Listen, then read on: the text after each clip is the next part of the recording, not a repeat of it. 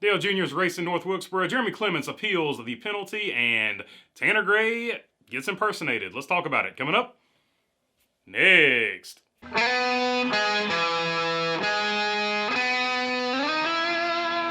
What is going on, everybody? Hope you're doing good today. All right, Dale Jr. second in first practice, first in second practice. I don't know where he qualified. I didn't look at that before I did this. I will be going to North Wilkesboro as soon as I leave here. So he is racing the late model race at North Wilkesboro.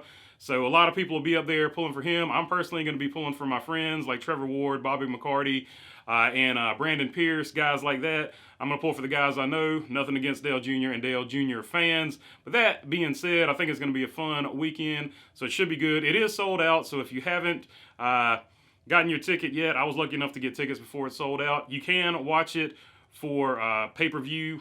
I forget the name of it. But anyway, check it out. It's all over the place. You can watch it on pay-per-view, but that's where I will be going. So if you're up there at North Wilkesboro, if you've gotten a ticket already, I will probably see you up there somewhere. Supposed to be about 20,000 people, I think. So should be a fun event, and go pull for your local favorites. Should be a fun day. All right, Jeremy Clements wins the improbable Daytona win in that race, but then in R&D after the race, they took the car from the racetrack to R&D. They found something wrong with the intake manifold. It didn't meet proper height or something of that nature. Let's take a look at this article from the Heavy to see the penalty.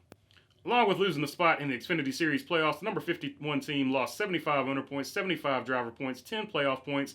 The 10 playoff points will only come into play if Clements wins one of the 3 remaining regular season races and puts himself back into the championship conversation. The penalty report stated that crew chief Mark Setzer received a $60,000 fine, though he avoided any suspensions. This is a change from the L2 level penalties issued to Front Row Motorsports and RFK Racing, which included 4 race suspensions for crew chief Blake Harris and Matt McCall, respectively.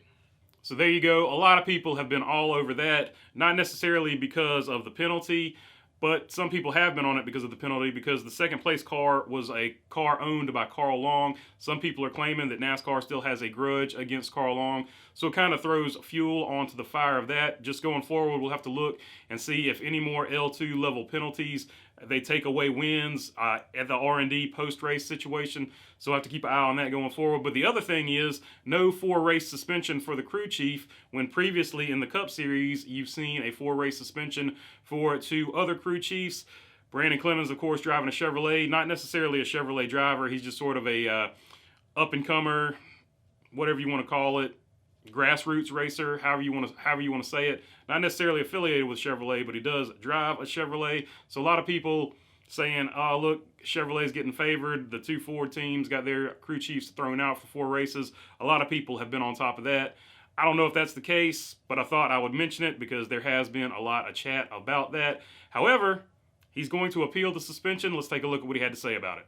In response to the penalty NASCAR announced yesterday, we have filed a notice of appeal. During NASCAR's teardown process of our Daytona engine, the intake manifold was found to be too short from the carburetor face to the bottom of the plenum.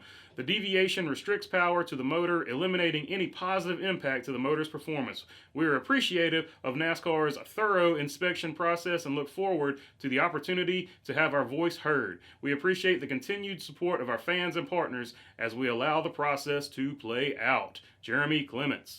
So there you go. They're going to appeal it. Hopefully they can at least get that monetary fine dropped at the very least. At best, maybe they'll get back into the playoffs. We'll just have to see how that plays out. We'll look at it going forward. All right, on to Tanner Gray. An account in iRacing was doing some practice and made some racially insensitive comments in a lobby.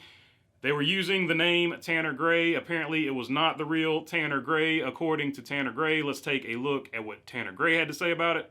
I've been made aware of racially insensitive comments from an account using my likeness during an iRacing practice session that are wrongly attributed to me. I do not have an active membership in the last raced in 2018 using an account under my mother's name. The profile of the account in question shows it was launched in 7/27/22 by an individual in Georgia. We have run nearly 200 races in the last month, including activity conflicting with my NASCAR Craftsman Truck Series schedule beginning with Lucas Oil Raceway Park. I denounce the behavior shown in this video, and I'm actively working with iRacing to get this user flagged and removed from the service. Tanner Gray.